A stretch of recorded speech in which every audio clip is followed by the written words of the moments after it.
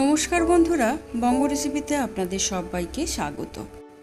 আজ আমি আপনাদের একটা অন্য রকমের ডিমের রেসিপি বানিয়ে দেখাবো। ডিমের শাঁস রাঙা একদমই একটা অন্য রকমের ডিমের রেসিপি। চলুন তাহলে দেখে নেওয়া যাক। আমি এখানে ডিম নিয়েছি 3টে। ডিমটাকে প্রথমে একটা বাটির মধ্যে ফাটিয়ে নেব। আমি ডিমের সাদা অংশটাকে একটা আলাদা জায়গাতে রেখেছি, আর ডিমের কুসুমটাকে আর একটা বাটিতে তুলে রেখেছি। ডিমের সাদা অংশটার মধ্যে দিয়ে দিলাম গোলমরিচের গুঁড়ো, আর দিয়ে দিলাম পরিমাণ মতো নুন। নুন আর গোলমরিচটাকে ভালো করে ডিমের এই সাদা অংশটার মধ্যে মিশিয়ে নেব।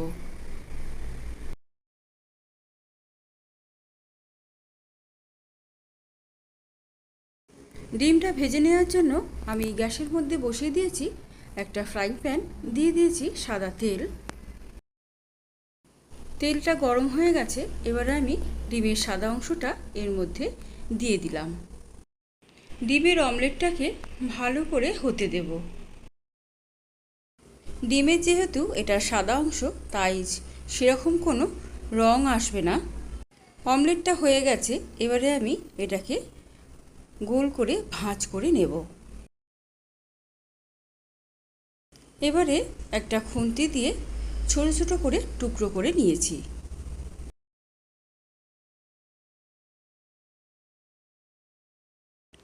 এবারে রান্নাটা করে নেব। তার জন্য আমি কড়াইয়ের মধ্যে দিয়ে দিলাম 2 চামচের মতন ঘি, আর দিয়ে দিলাম 2 চামচের মতন সাদা তেল।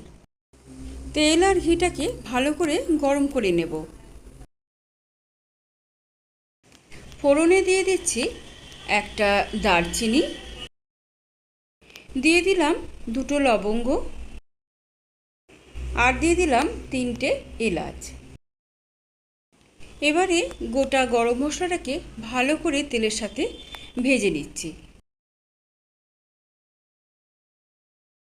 দিয়ে দিচ্ছি আদা আর পেঁয়াজ বাটাটা।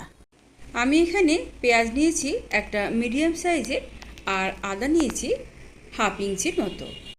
আদা আর পেঁয়াজটাকে আমি ভালো করে একটু কষিয়ে নেব। এখানে আমি কোনো রসুনের ব্যবহার করব না। পেঁয়াজ আর আদাটা ভালো করেই এখানে কষানো হয়ে গেছে। দিয়ে দিচ্ছি পরিমাণ মতো নুন। নুনটাকে দিয়েও আবার একটু ভালো করে নাড়াচাড়া করে নিলাম।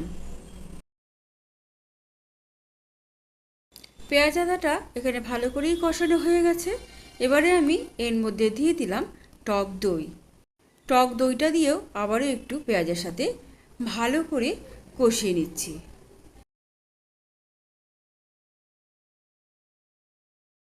টক দইটাকে ভালো করেই কষিয়ে নেওয়া হয়ে গেছে। এবারে আমি এর মধ্যে দিয়ে দেবো সামান্য পরিমাণে একটু জল। জলটাকে দিয়ে এবার একটু ভালো করে মিশিয়ে নিচ্ছি। দিয়ে দিলাম 1/2 চামচ চিনি। এর মধ্যে আর দিয়ে দেব সামান্য পরিমাণে একটু গরম মশলার গুঁড়ো। গরম মশলাটা দিয়ে এবার ভালো করে মিশিয়ে নিচ্ছি। ঝোলটা ফুটে উঠেছে। এবারে আমি এর মধ্যে দিয়ে দেব চেরা কাঁচা লঙ্কা। আমি এখানে কোনো গুঁড়ো লঙ্কা ব্যবহার করিনি।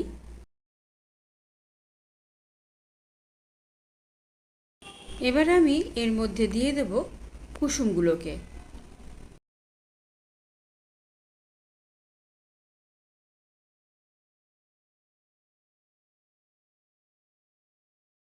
আমি এখানে কুসুমগুলোকে দিয়ে দিয়েছি। এবারে দিয়ে দিচ্ছি অমলেটগুলোকে।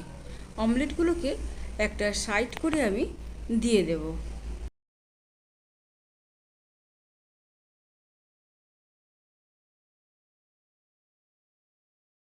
অমলেটগুলোকে সব দিয়ে দিয়েছি। একটা ঢাকা দিয়ে 3-4 মিনিটের মতন রান্নাটাকে হতে দেব। 3-4 মিনিট পর ঢাকাটা খুলে নিলাম।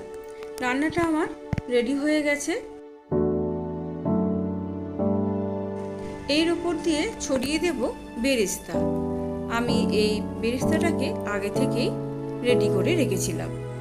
আমার এই ডিমের রেসিপিটা যদি আপনাদের ভালো লাগে তাহলে প্লিজ আমার চ্যানেলটাকে সাবস্ক্রাইব করে দেওয়ার জন্য অনুরোধ রইল।